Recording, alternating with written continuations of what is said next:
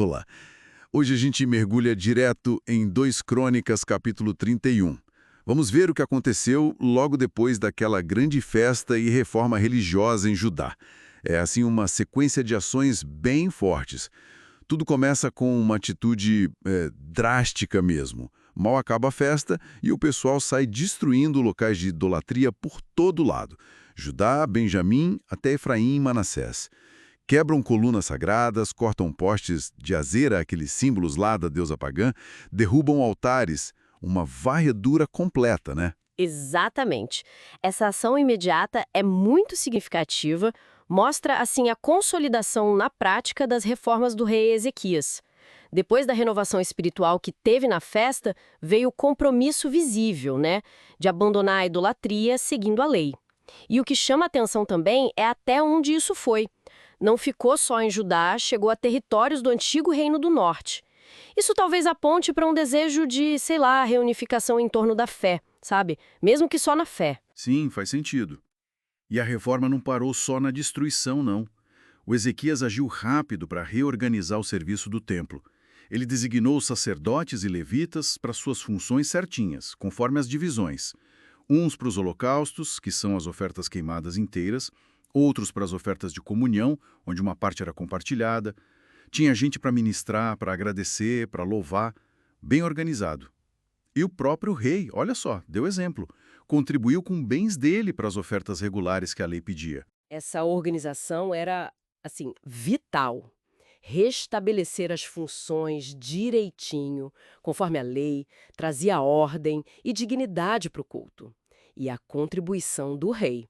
Além de dar o exemplo, reforçava a importância do templo, né? A centralidade dele. E tem mais. O Ezequias mandou o povo de Jerusalém entregar a porção que era devida aos sacerdotes e levitas. A ideia era bem clara. Era para liberar eles, sabe? Para que pudessem se dedicar totalmente ao estudo e ensino da lei de Deus, sem ter que se preocupar com o próprio sustento. E a reação do povo a essa ordem. Isso é que é interessante. Foi uma coisa notável, quase uma explosão de generosidade. Assim que a ordem saiu, o pessoal trouxe, mas trouxe muito mesmo, as primícias. Ou seja, os primeiros e melhores frutos da colheita. Grão, vinho novo, azeite, mel, tudo do campo. E não só isso, trouxeram também o dízimo de tudo, em grande quantidade. Inclusive de animais e de coisas sagradas que eram consagradas ao Senhor. Era tanto que formaram pilhas, montes enormes. Terminaram de crescer no 7º mês. Imagina só, 4 meses acumulando produto. Quando Ezequias e os oficiais viram aquilo tudo, a reação foi de louvor a Deus e de abençoar o povo. O sacerdote principal, o Azarias, chegou a confirmar.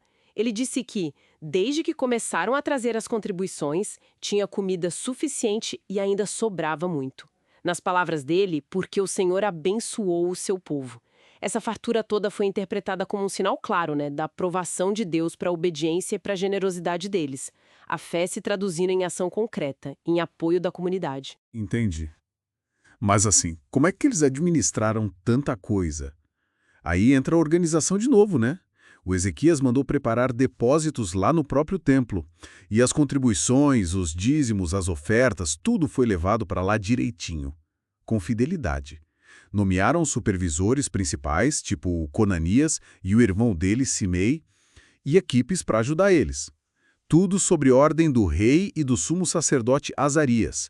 Tinha até gente específica, como um tal de Corré, que cuidava das ofertas voluntárias e da distribuição das porções mais sagradas. Era bem detalhado. E o sistema de distribuição era incrivelmente meticuloso. Veja bem, eles garantiam que as porções chegassem aos colegas sacerdotes e levitas nas cidades deles por divisões.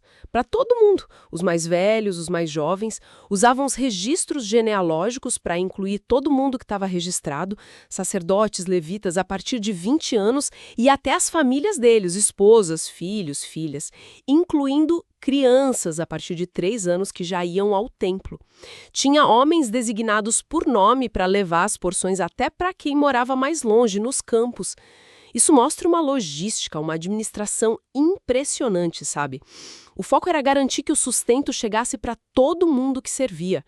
Reforça muito a imagem de uma comunidade que cuida ativamente dos seus líderes espirituais. Certo. Então, qual é o saldo final disso tudo? O capítulo termina elogiando Ezequias, né?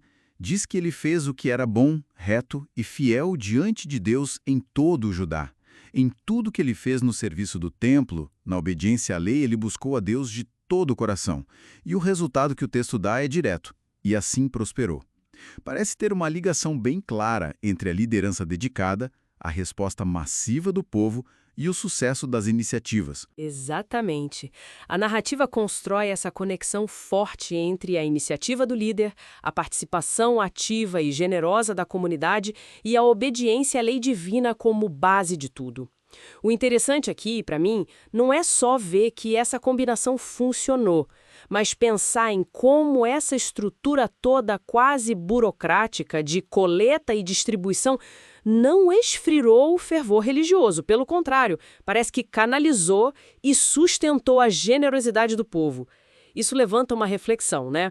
Como é que a organização formal, as estruturas e a devoção pessoal podem se complementar e não competir para a vitalidade de uma comunidade de fé ou, na verdade, de qualquer projeto coletivo?